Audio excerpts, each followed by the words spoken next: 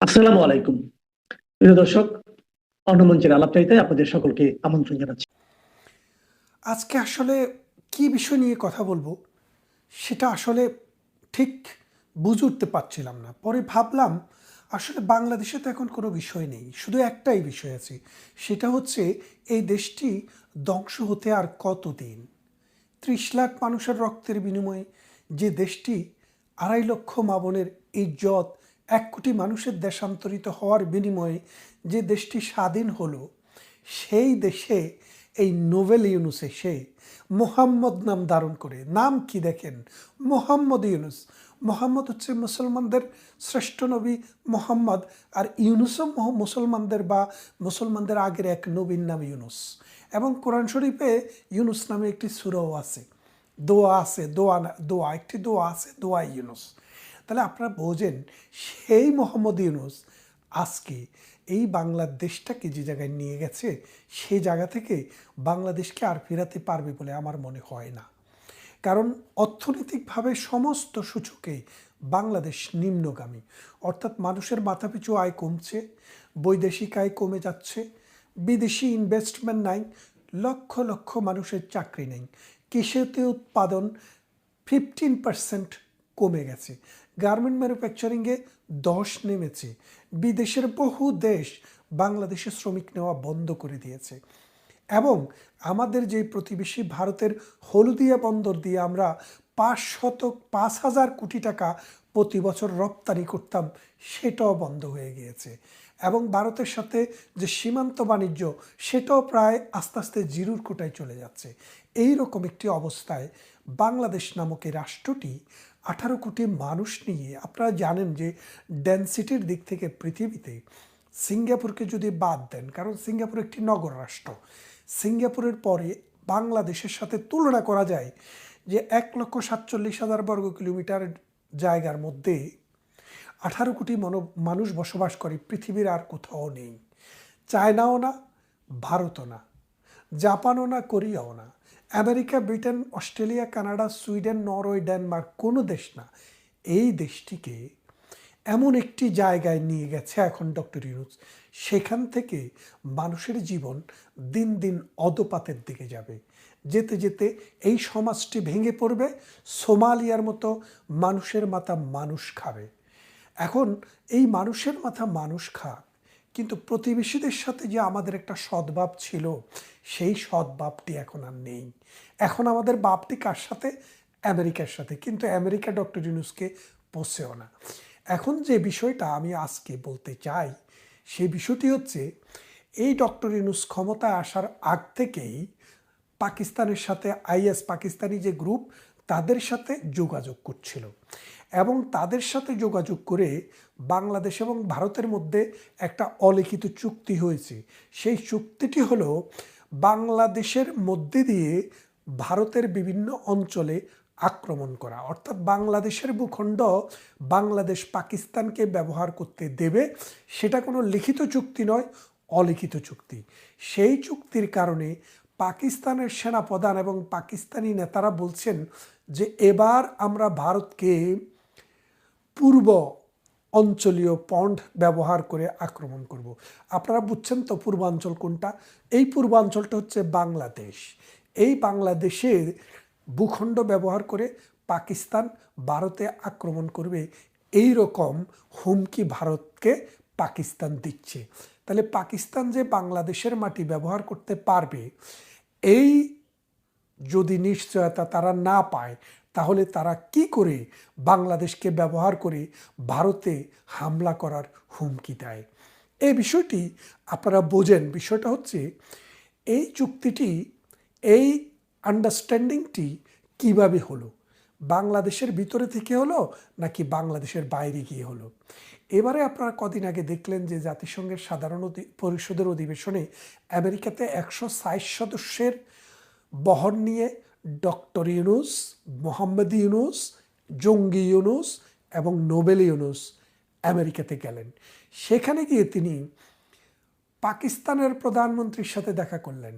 শুধু পাকিস্তানের প্রধানমন্ত্রীর সাথে দেখা নয়, পাকিস্তানের একটি সিকিউরিটি ডেলিগেটের সাথে তার একটি বিশেষ বৈঠক হয়েছে বলে আমরা জানতে পেরেছি। কোথায় হয়েছে?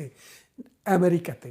সেই বৈঠকের মূল প্রতিপাদ্য বিষয় ছিল যে তেহলগ্রামে যেইভাবে জঙ্গিরা আক্রমণ করে ভারতের 30 জন মানুষকে অতর্কিতে হামলা করে হত্যা করেছে, ঠিক বাংলাদেশের ভূখণ্ড ব্যবহার করে তারা সেই প্রস্তুতি নিবে এবং ভারতের যে 7 সিস্টার্স যে অঞ্চল, সেই অঞ্চলে এই হত্যাকাণ্ড, এই ম্যাসাকার তারা চালাবে। এটা চালিয়ে তারা যেটা করতে চায়, দেখাতে চায় যে ভারতের বিভিন্ন অঞ্চলে জঙ্গিরা প্রস্তুত, ভারতের বিভিন্ন অঞ্চলে বিচ্ছিন্নতাবাদীরা আছে এবং ভারত মানে ভাগ করার জন্য, ভারতের বিভিন্ন অংশকে অশান্ত করার জন্য পাকিস্তান এবং চায়নার যে চক্রান্ত, সেই চক্রান্তটি এই ডক্টর ইউনূসের মাধ্যমে সফল হয়ে যাচ্ছে। খালেদা জিয়ার সময়ে এবং এরশাদের সময়ে 4 দলীয় জোট সরকার যখন ক্ষমতায় ছিল, তখনও কিন্তু পাকিস্তান বহু চেষ্টা করেছে। পাকিস্তান চেষ্টা করার পর বাংলাদেশের ভূখণ্ড সরাসরি ব্যবহার করার এরকম কোনো মৌখিক বা লিখিত চুক্তিতে তারা উপনীত হতে পারেনি। কিন্তু যখন ডক্টর ইউনূস সরকার আসলো, যখন তার কোনো পলিটিক্যাল কমিটমেন্ট নাই, তখন কিন্তু পেরেছে। খালেদা জিয়ার সময় কিভাবে পেরেছিল?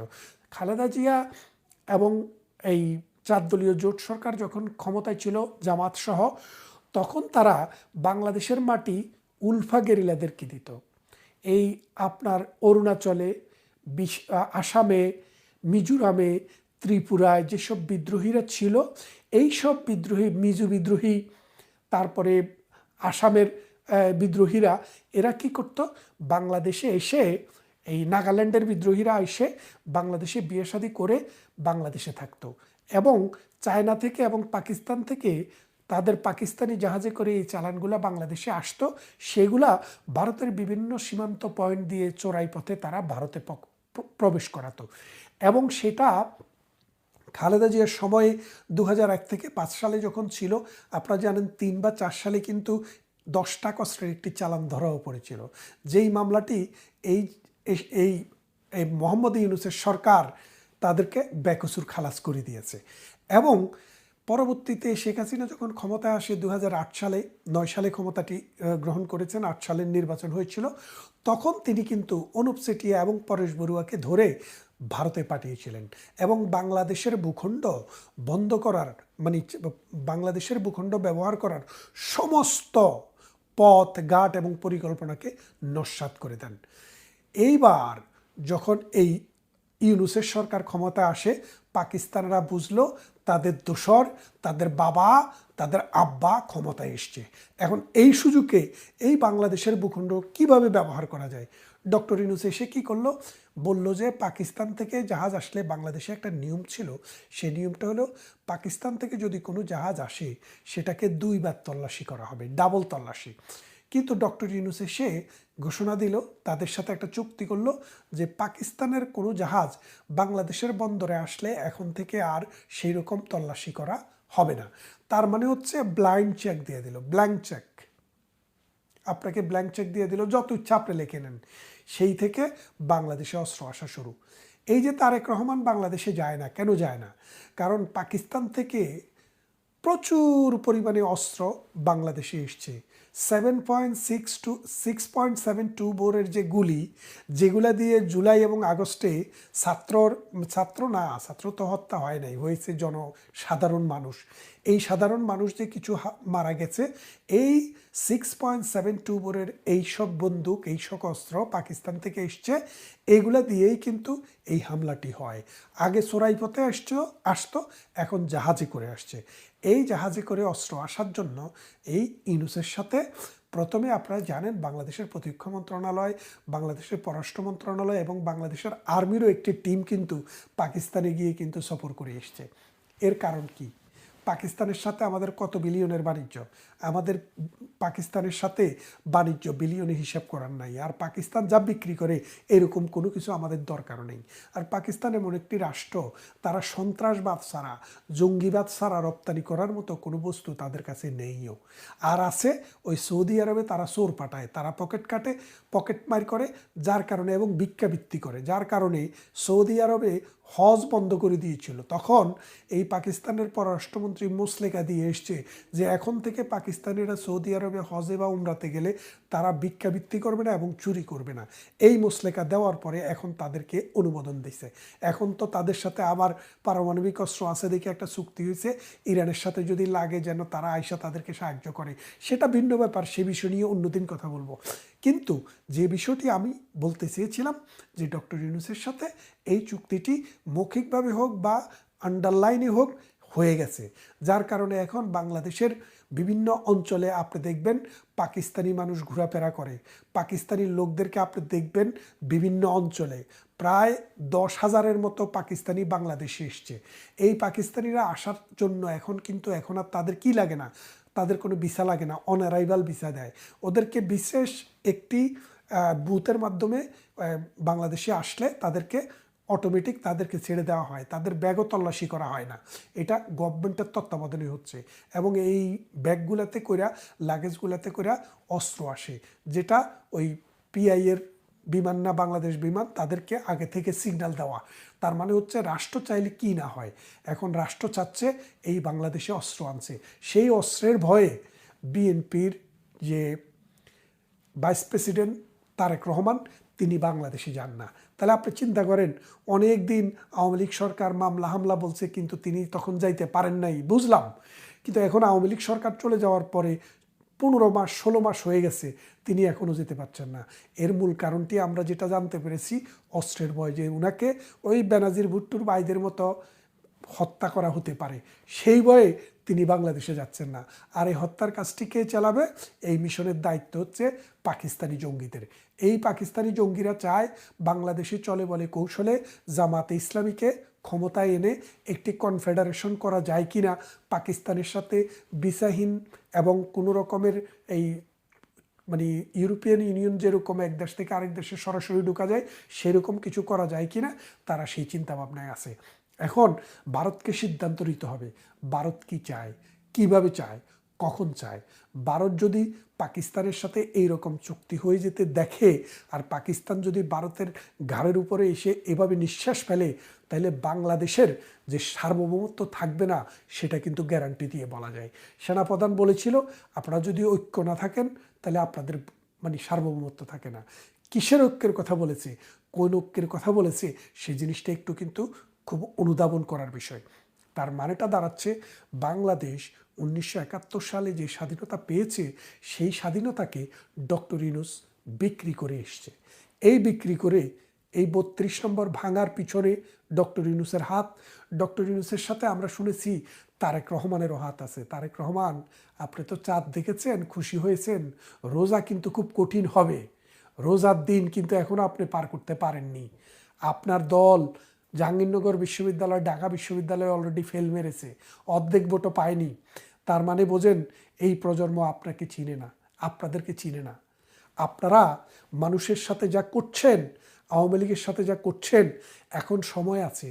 যদি আওয়ামী লীগ, মুক্তিযুদ্ধ, বাংলাদেশের স্বাধীনতা সংগ্রাম, অসাম্প্রদায়িক চেতনা এবং বাঙালিত্বকে যদি আপনি ধারণ না করেন, বাঙালিত্বের পাশে গিয়ে যদি আপনি না দাঁড়ান, ওই ধর্মন্ধ মৌলবাদীদের যে সওদাগরি, এটা আপনি আর করতে পারবেন না। আপনার বাবা এরশাদ, আপনার মা, তারা কিন্তু এই মৌলবাদী যে গোষ্ঠী ছিল, তাদের নেতা ছিল, নেত্রী ছিল, তাদেরকে নেতৃত্ব দিয়েছে শাহ আজিজুর রহমান। আপনাদের কাছে ছিল এই জামাতে ইসলামীকে আপনারা রাজনীতি করার সুযোগ দিয়েছেন, নেজামে ইসলামীকে, মুসলিম লীগকে।